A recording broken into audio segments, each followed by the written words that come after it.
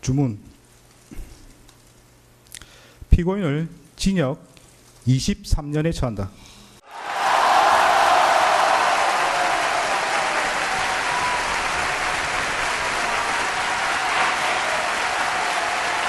감동입니다. 대한민국 민주주의 만세입니다. 구형이 15년이었는데 선고가 23년입니다. 이른바 밥 투정하듯 단식하고 있는 장동혁이나 무죄를 고대하며 무당에게 빌고 있던 내란우 두머리의 눈이 헷가닥 뒤집힐 일이었습니다. 민주시민의 마음을 그대로 대변한 이진관 판사의 양형 이유와 주문 선고하는 장면 보시겠습니다. 대법원 양형 기준과 관련하여 내란 중요인물 종사죄와 대통령 기록물 관리에 관한 법률 위반죄에 대하여는 양형 기준이 설정되어 있지 않고 양형 기준이 설정된 범죄와 그렇지 않은 범죄 사이의 경합범에 관하여는 그 하한만을 양형 기준이 설정된 범죄의 양형 기준상 형량 범위 하한에 따르도록 되어 있습니다. 따라서 양형 기준은 이 사건 양형에 중요한 영향이 없습니다. 양형 사유를 구체적으로 살펴보겠습니다. 피고인은 1970년 6월경 공무원으로 임용된 이래 약 50년 동안 외교통상부 통상교섭본부장, 국무조정실장, 경제부총리 겸 재정경제부 장관, 국무총리 등으로 재직하면서 다수의 훈장과 포장을 받았습니다.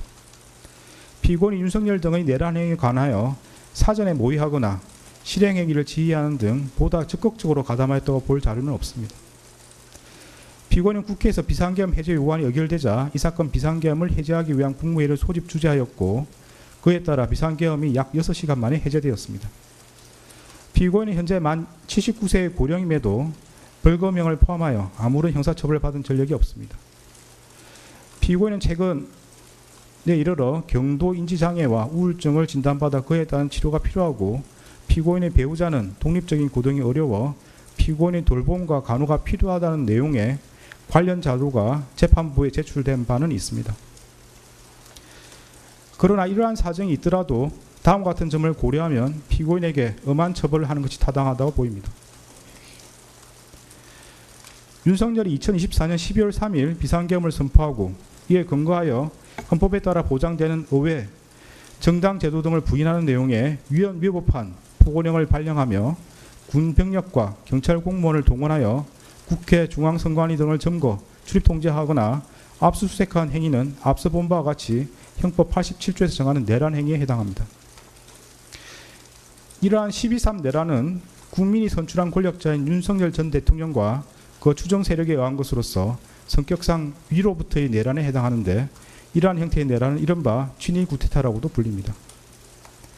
세계사적으로 살펴보면 이러한 친위 구테타는 많은 경우 성공하여 권력자는 독재자가 되었고 국민의 생명과 재산과 같은 기본권은 본질적으로 침해되었으며 국가의 경제와 외교는 심각한 타격을 받았고 독재자의 권력이 약해지는 시기가 되면 내전과 같은 전쟁이나 정치투쟁으로 국가와 사회 전반이 회복하기 어려운 혼란에 빠지는 사례를 많이 볼 수 있습니다.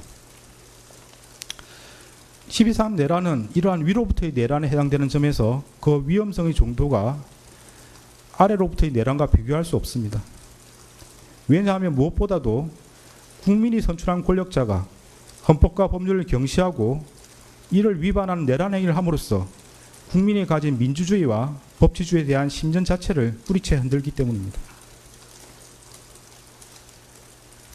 현재 우리 주위에는 민주적 기본 질서에 대한 중대한 침해가 있거나 이를 파괴하려는 시도가 있고 이미 유효한 구제수단이 남아있지 않는 그러한 극단적인 상황에서나 논의되는 저항권을 평상시에 아무렇지도 않게 주장하는 사람들, 헌법과 법률에 정한 바 없어 위헌위법한 주장에 불과한 계몽적 계엄, 잠정적 계엄, 경고성 계엄을 당연하듯 주장하는 사람들, 지난 2025년 1월 19일 발생한 서울 서부지방법원 폭동사건과 같이 자신의 정치적인 입장을 위해서는 헌법과 법률을 쉽사리 위반할 수 있고 그 과정에서 다른 사람이 피해를 줄 수 있는 상황이 당연하다고 생각하는 사람들, 민주주의의 근본이 되는 선거제도를 정당한 근거 없이 부정하는 사람들이 있습니다.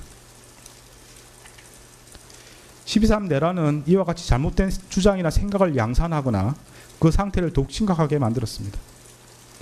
이러한 점에서 아래로부터의 내란에 해당하는 기존 내란 사건에 관한 대법원 판결들은 위로부터의 내란에 가담한 피고인에 대한 형을 정함에 있어 기준으로 삼을 수 없습니다.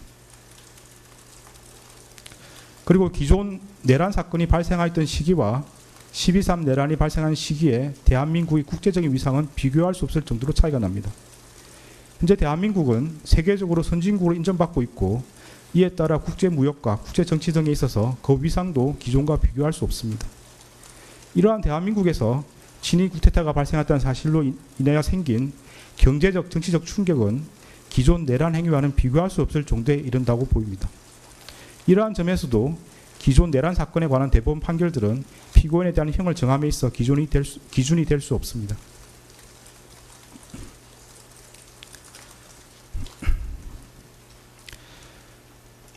(12.3) 내란 과정에서 사망자가 발생하지 않았고 내란 행위 자체는 몇 시간 만에 종료되긴 하였습니다.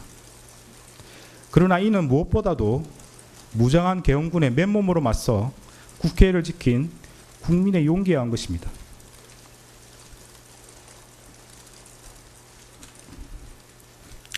이에 더하여 이러한 국민의 저항을 바탕으로 신속히 국회에 진입하여 비상계엄 해제 요구안을 의결한 일부 정치인들의 노력, 대한민국 역사에 있었던 내란의 암울한 기억을 상기하면서 위법한 지시와 명령에 저항하거나 혹은 어쩔 수 없이 이를 따르더라도 소극적으로 참여한 일부 군인과 경찰 공무원의 행동에 의한 것입니다. 결코 12.3 내란 가담자에 의한 것이 아닙니다. 따라서 12.3 내란 가담자에 대한 형을 정함에 있어 피해 발생이 경미하였다거나 짧은 시간 동안 진행되었다는 사정을 깊이 고려할 수는 없습니다.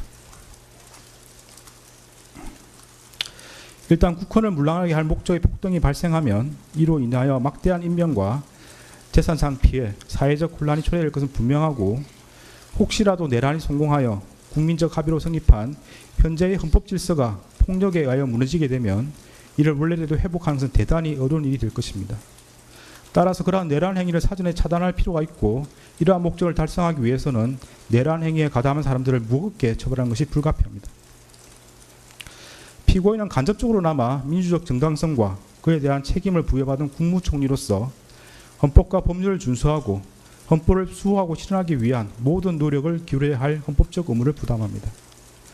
그럼에도 피고인은 12.3 내란이 성공할지도 모른다는 생각에 이러한 의무와 책임을 끝내 외면하고 오히려 그 일원으로서 가담하기로 선택하였습니다.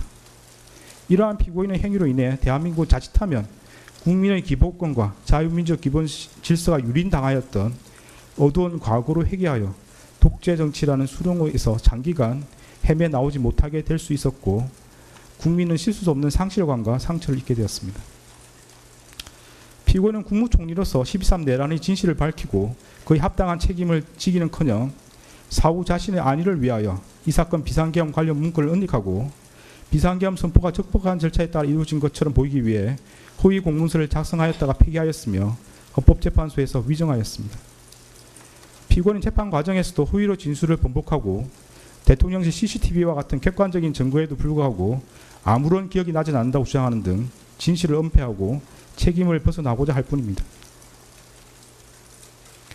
피고인이 진실을 은폐하고 책임에서 벗어나고자 한 행위들로 인해 우리 사회의 정치적 분열과 갈등이 더욱 심화되었고 앞으로도 이러한 상처와 갈등이 쉽사리 봉합될 수 있을 것으로 보이지는 않습니다.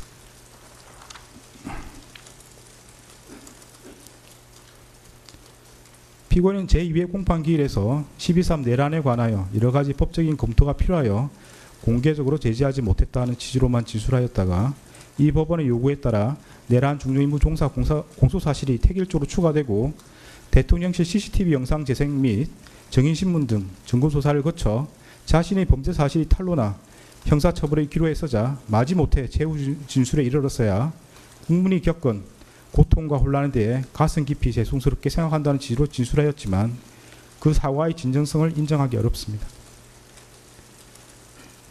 달리 피고인이 진지하게 반성하고 있다거나 자신의 범죄 행위로 인하여 국가와 국민이 입은 피해를 회복시키기 위한 어떠한 노력을 하였다고 볼 아무런 자료가 없습니다. 이러한 점과 그 밖의 양형의 조건이 되는 여러 사정을 종합적으로 고려하여 주문과 같이 형을 정합니다.